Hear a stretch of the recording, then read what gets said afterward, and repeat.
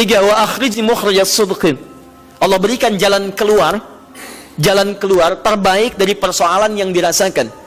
Di ahli tahajud itu setiap punya masalah, bukan nggak dapat masalah ya, bukan tidak bermasalah hidupnya. Dia mendapat ujian juga. Cuman sebelum diuji, diringankan masalahnya. Sehingga seakan-akan nggak punya masalah.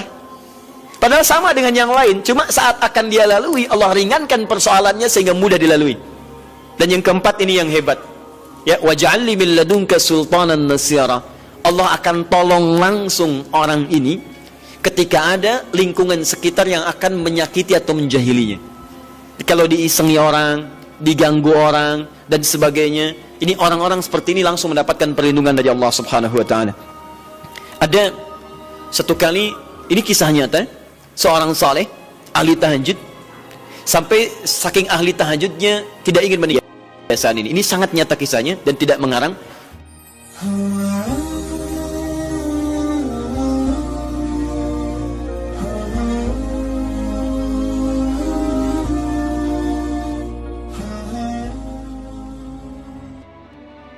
Bismillahirrahmanirrahim. Ikhwas sekalian, saudara-saudariku, salat tahajud seperti kami sampaikan di pertemuan lalu adalah salat yang sangat penting. Ingat, kalau di pertemuan lalu kami sampaikan 4 keutamaan tahajud, hari ini saya tambahkan 2 dan 3 yang lain langsung dari Al-Quran. Ya, kemarin saya sampaikan 4 hal. 1, masih ingat Quran surah ke-17 ayat 79 sampai dengan 81 itu. Orang yang rajin tahajud akan mendapatkan 4 keutamaan yang tidak didapatkan oleh orang-orang yang tidak tahajud, sekalipun sholat fardunya begitu khusyuk. Di antum sholat fardu khusyuk, bagus, tapi nggak tahajud, nggak dapat 4 keutamaan itu. Ini sudah saya bahas panjang lebar di pertemuan lalu, saya hanya sebutkan cepat saja. 1, Allah akan mengangkat karir, pekerjaan atau aktivitasnya di tempat yang terbaik. Ya deh, jadi kalau antum misalnya pengusaha atau orang karir di kantor dan sebagainya, itu akan cenderung kemudian ditolong oleh Allah, diangkat ke tempat yang terbaik. Terbaik itu tidak harus puncak yang paling tinggi, direktur, tidak misalnya. Tapi tempat yang bisa membuat nyaman hidup Anda, sholat bisa nyaman, bergaul juga nyaman, dan tenang kehidupannya. Mungkin level Anda nggak sampai puncak ya direktur utama, mungkin direktur 1, 2 gitu ya. Tapi Anda dijauhkan dari hal-hal yang maksiat, dijauhkan. Sholatnya enak, punya ruangan nyaman dan sebagainya. 2, Allah akan bimbing setiap ahli tahajud. Allah akan bimbing sehingga menjalani awal pekerjaannya dengan begitu mudah. Wa rabbi adkhilni mudkhalas sidqin. Ya Allah, tolong bimbing saya supaya mengawali pekerjaan dengan cara yang benar. 3, awas hati-hati. Anda memang posisi tinggi, sekarang dapat proyek. Apakah setiap yang dapat proyek menjalani pekerjaannya dengan benar? Belum tentu. Jangan tinggi-tinggi lah. Maaf ya, apakah orang tua yang sekarang menyekolahkan anaknya ke tempat belajar menjalani awalnya dengan benar?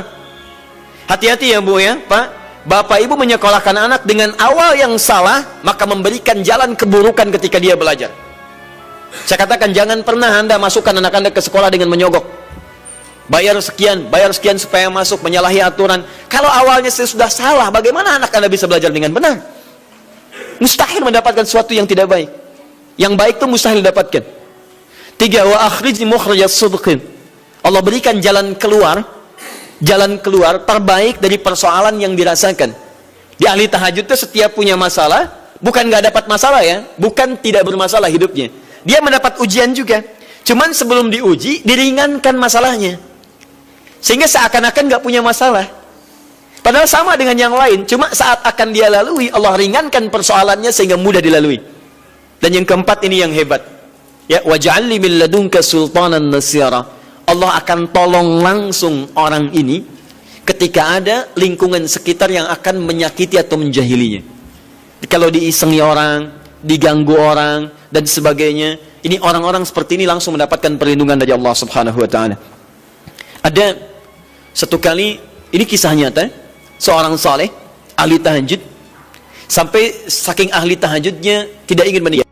Ini sangat nyata kisahnya dan tidak mengarang. Satu kali Pak, kemudian malam-malam dia perjalanan dengan rombongan, mendengar suara dan menyaksikan kebiasaan dia. Anda tahu apa yang terjadi? Sekarang lihat apa yang beliau sampaikan. Begitu datang harimau itu, perhatikan ahli tahajud ini, dia ingat dengan janji Allah. Dia ingat dengan janji Allah. Perhatikan baik-baik ya. Kalau Anda sudah punya kebiasaan Qur'ani dalam jiwa Anda, maka ayat itu akan hadir membimbing Anda dalam setiap kesulitan Anda. Apapun itu. Nabi Yusuf dekat dengan Allah. Ketika digoda muncul ayatnya. Laula arra'a burhana rabbi. Kalau bukan melihat petunjuk dari Rabbnya, niscaya ada sesuatu yang buruk terjadi kepadanya. Tapi Allah jaga beliau. Lihat baik-baik teman-teman. Begitu melompat harimau itu, kemudian dia katakan dalam jiwanya. Lihat kalimatnya. Ya khalqallah. Hei makhluk Allah.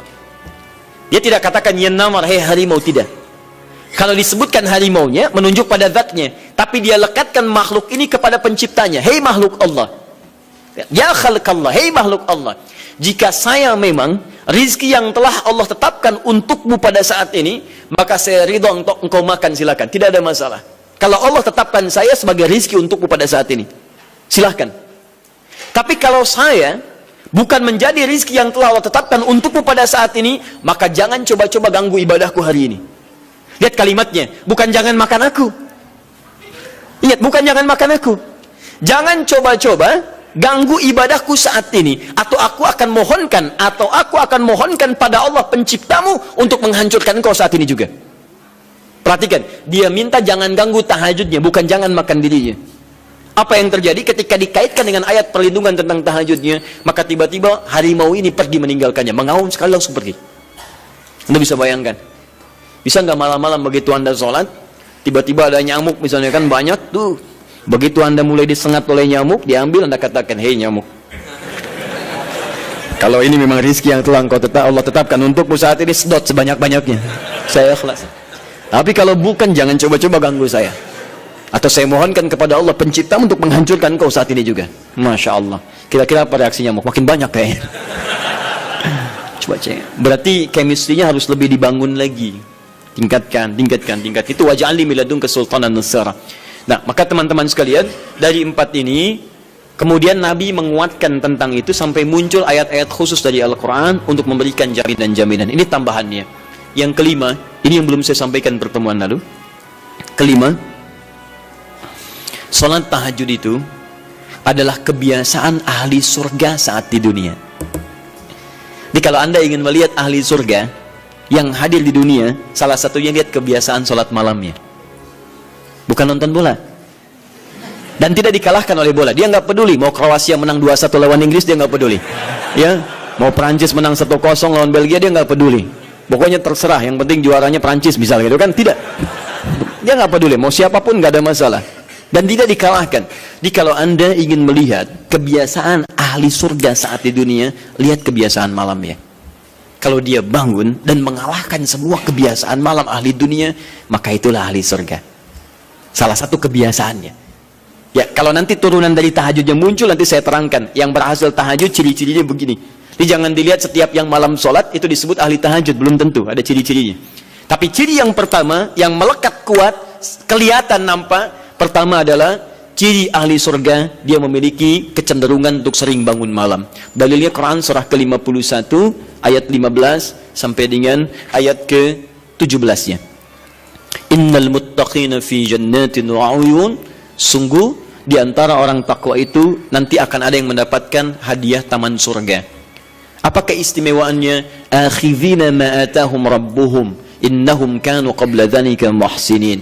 Sungguh kebiasaan mereka itu saat di surga, keutamaan surga, taman surga ini, mereka akan langsung mendapatkan semua kenikmatannya dari Allah langsung. Kalau surga lain diberikan lewildanun mukhalladun, pelayan surga. Di kalau antum ikhwan oleh bidadari surga, yang akhwat oleh pangeran-pangeran surga. Ganteng cantiknya nggak usah dibayangkan, tak terlukiskan. Ada hurun in, ada seperti mutiara, ada seperti berlian, indah sekali. Dan kata Nabi, mala ainan ra'at wala udhun sami'at wala khatara ala qalbi bashar. Ya, nggak pernah dilihat di bumi. Dia mengantarkan bi aqwabi wa abari qawaqasin min ma'in, bawa gelas-gelas yang berleburan mutiara, emas dan sebagainya. Nggak seperti ini, nggak ada merek Akhir TV di sana nanti. Ya, semuanya indah. Tapi nggak terbayang. Tapi taman surga tidak. Allah langsung yang berikan tanpa perantara. Kun fayakun. Gak usah dibayangkan. Laisa kamitslihi syai'. Ada seketika. Tapi yang hebat, apa kebiasaan ini? Kata Al-Quran langsung, ini Allah yang mempersaksikan. Innahum kanu qabla dzalika muhsinin, mereka itu ahli ihsan saat di dunia. Ayat 17-nya, kanu qalila minal laili ma yahja'un. Mereka itu malamnya sedikit tidurnya. Jadi punya kebiasaan bangun malam. Jadi kalau Anda, ini cara memahami ayat itu begini. Cara memahami ayat seperti ini, jangan mencari orang lain. Anda sendiri yang jadi bagian dari ayat itu. Jadi itu diinformasikan pada kita sebagai tawaran, kita mau nggak berniaga dengan ayat itu? Mau nggak menjadi bagian dari ahli surga itu? Jadi jangan sibuk mencari kebiasaan orang. Kenapa Anda tidak membiasakan diri jadi bagiannya? Ya, jadi coba cek dari keluarga. Ada nggak sudah jadi bagian dari ahli surga di keluarga Anda? Sekarang pulang ke rumah, coba lihat dari sekian orang yang ada di rumah berapa yang bangun? Mula-mula cuma 2 orang menikah suami istri belum bangun. Allah kirimkan anak belum bangun. Sudah ada cucu belum bangun. 10 orang di rumah nggak ada yang bangun. Masa satu pun nggak ada yang jadi ahli surga? Ayo coba. Makanya karena saking tingginya ayat ini, Nabi sampai membangunkan istrinya, membangunkan menantunya, membangunkan anaknya Fatimah Az-Zahra, menantunya Ali bin Abi Thalib. Dibangunkan oleh beliau, ayo bangun, bangun, bangun. Saking inginnya keluarga Nabi terpancar cahaya surga sejak mulai di dunianya. Tonton pulang ke rumah ya, coba lihat tuh. Anak-anak yang di pesantren kalau pulang dan sebagainya, malam bangun nggak dia? Coba biasakan, bangun, bangun, bangun. Dan Anda akan rasakan hal yang sangat berbeda. 2. Tadi tambah 1 ya, berarti 5. Sekarang yang ke-6. Orang-orang yang rajin bangun malam, itu orang-orang yang mendapatkan pujian langsung dari Allah Subhanahu wa ta'ala. Jadi kalau Anda ingin melihat orang yang dipuji Allah, itu lihat orang yang sering bangun malam, tahajud. Di antara dalilnya, Quran surah ke-32 ayat ke-16. Tatajafa junubuhum 'anil madaji' yad'una rabbahum khaufan wa tama'a wa mimma razaqnahum yunfiqun. Setelah kita sujud itu ayat sajadah, Allah terangkan. Itu indah sekali kaitannya. Nih, di antara orang sujud ini ada yang lebih hebat lagi. Kalau Anda salat subuh baca misalnya ayat sajadah, sujud, Allah terangkan. Di antara sifat orang yang rajin sujud ini adalah orang-orang yang rajin tahajud. Tatajafa junubuhum 'anil madaji'. Mereka sering menghindari tempat tidur di malam harinya. Maksudnya apa? Rajin tahajudnya. Ada orang-orang yang dipuji oleh Allah Subhanahu wa ta'ala karena kebiasaan malamnya dia menghindarkan diri dari tempat tidur. Maksudnya bukan nggak tidur, rajin bangun malamnya. Rajin bangun malam. Bapak Ibu kurang apa lagi ya? Kalau ada orang dipuji misalnya saat di dunia, presiden memuji seseorang, artinya presiden menyukai dia. Artinya presiden menjamin kemudahan baginya. Kalau ada orang yang dipuji Allah, artinya Allah mencintai dia dan menjamin kemudahan dalam kehidupannya. Maka dekati orang-orang seperti ini.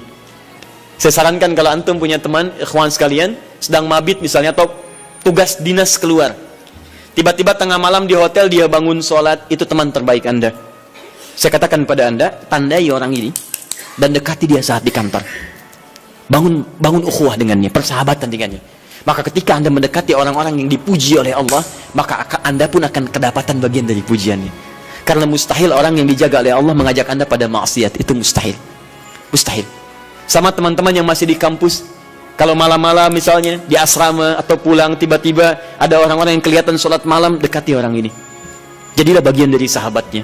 Dan dengan itu saya ajak, coba cek pasangan hidup Anda.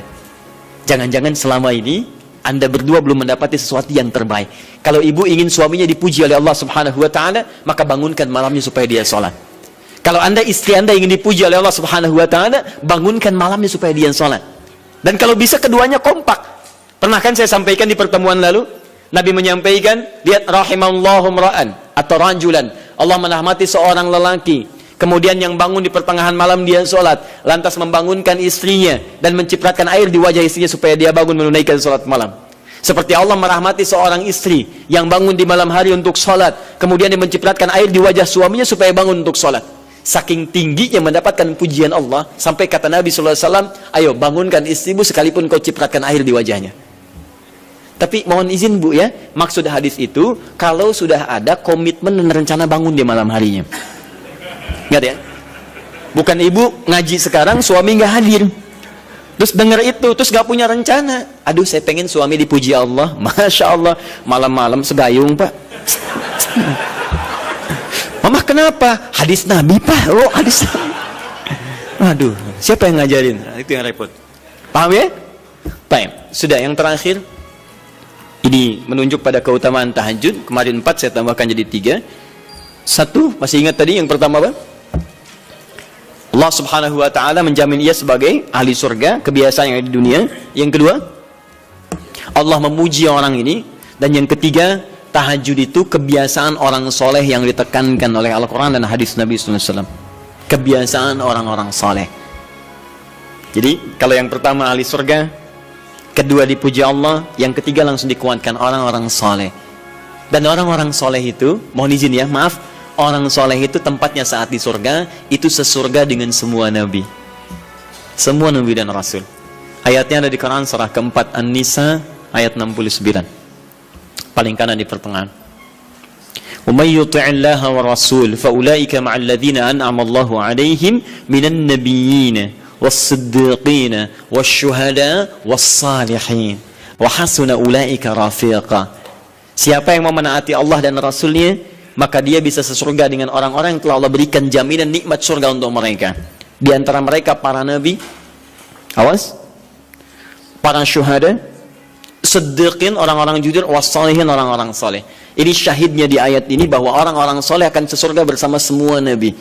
Saya pernah katakan pada Anda, kalau beberapa nabi saja, maka bahasa Arabnya bukan nabiyin, tapi anbiya. Anbiya. Karena itu ada surah ke-21, surah Al-Anbiya. Di situ dikisahkan beberapa nabi saja. Puncaknya di Quran surah 21 ayat 83 sampai 90. Di situ ada kisah Nabi Zakaria, kisah Nabi Yunus, kisah Nabi Ayub dan sebagainya. Anda bisa baca itu, ada turunan para nabi, tapi tidak semua nabi dikisahkan.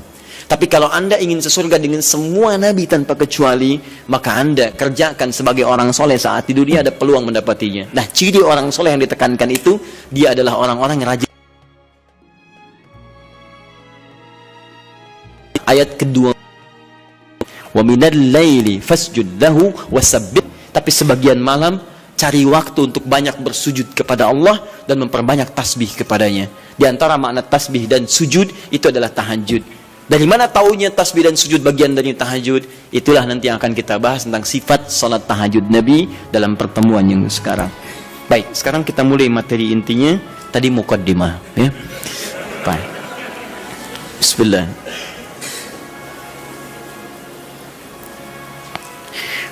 Bismillahirrahmanirrahim. Di pertemuan lalu kita telah bahas tentang jumlah rakaat salat malam.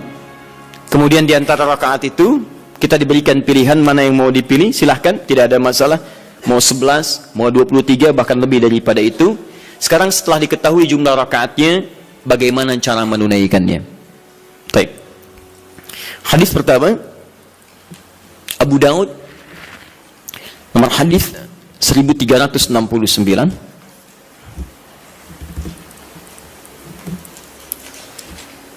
Kita ambil dua hadis dulu barangkali. Bismillah. Satu, hadis riwayat Abu Daud. Masih ingat ya? Abu Daud nama aslinya Sulaiman dari Sijistan, dikenal dengan Sulaiman As-Sijistani. Dia rawinya Ibnu Abbas radhiyallahu taala anhuma. Baik. Yang kedua, bisa diambil di Al-Bukhari.